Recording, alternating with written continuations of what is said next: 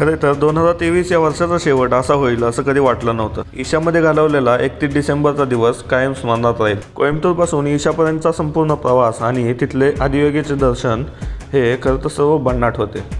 चला तर मग सुरू करूया आजच्या व्लॉगला। Hello friends, welcome back to KD world. आणि आजच्या टायटल आणि थंबनेलवरून तुम्ही तर बघितलंच असेल की मी आज चाललो आहे ईशाला।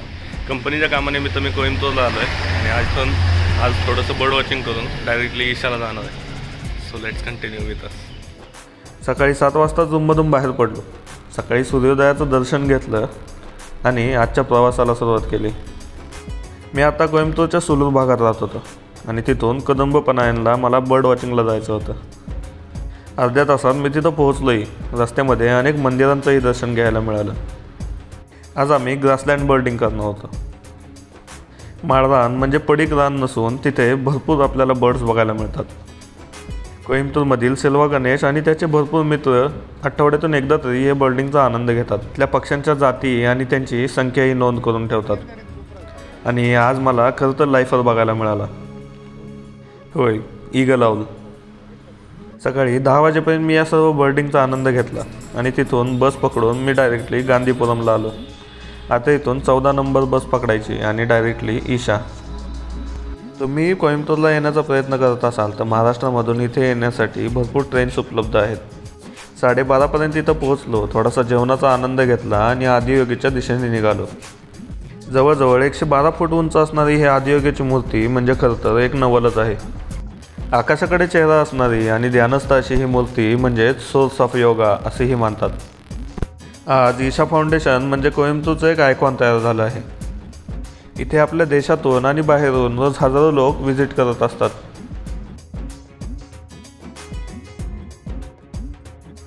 इथेच आदियोगीच्या डाव्या बाजूला आपल्याला वेल्लेंगिरीची पर्वतरांग बघायला मिळते। ही पर्वतरांग म्हणजेच साऊथ कैलाशी मानले जाते। आदियोगीच्या मागच्या साईडला आपल्याला ईशाचा आश्रम बघायला मिळतो। तिथं लिंग भैरवी आणि ध्यानलिंग प्रसिद्ध आहे। तिथून आम्ही डायरेक्टली आश्रमाच्या दिशेने निघालो। 5 मिनिटात आपण आश्रमाच्या गेटजवळ पोहोचतो। पण आता सिक्युरिटी रिझनसाठी आपले मोबाईल आणि बॅग इथेच ठेवावे लागते। आश्रमामध्ये प्रवेश केल्यानंतर आपल्याला सूर्यकुंड दिसते।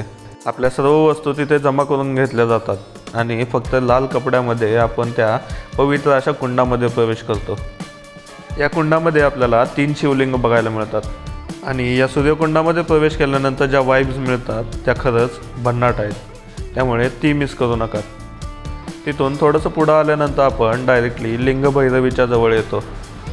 वेळेनुसार वेगवेगळी लिंग भैरवीची रूपे आपल्याला बघायला मिळतात।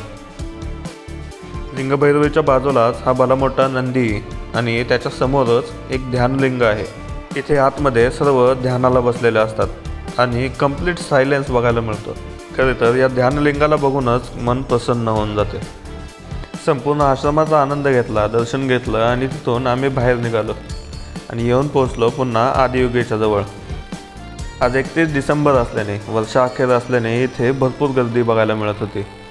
2023 वर्षाचा शेवटचा सूर्यास्तही आम्ही इथेच अनुभवला आणि त्याच्यासोबत आदियोगीचं दर्शन घेताना एक वेगळ्याच वाईब जाणवत होत्या। थोड्याच वेळात आदियोगीची एंट्री बंद केली आणि अचानक आम्हाला एक गोष्ट समजली, ते म्हणजे आज सद्गुरू इथे येणार होते। जवळजवळ 7 वाजता हा प्रोग्राम सुरू झाला। वेगवेगळे सिंगर त्यांची कला इथे सादर करत होते आणि सद्गुरूही त्याचा आनंद घेत होते। आतापर्यंत फक्त यूट्यूबवर आणि व्हिडिओमध्येच हे सर्व अनुभवत होतो। आज या सर्व गोष्टी एकदम लाईव्ह अनुभवताना एक वेगळीच मजा होती। हे सर्व जवळजवळ अर्धा तास सुरू होतं आणि सद्गुरू त्यानंतर स्टेजवर स्थानापन्न झाले।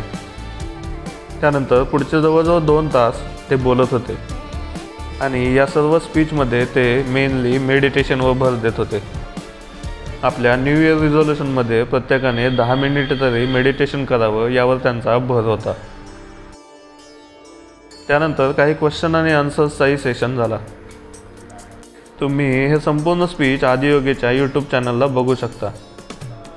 8:30 नंतर 15 ते 20 मिनिटाचा आदियोगीचा हा लाईट शो अनुभवला आणि एकदम भरल्या अंतःकरणाने मी ईशाला निरोप दिला। चला तर मग भेटू पुढच्या व्लॉगमध्ये। Thanks for watching.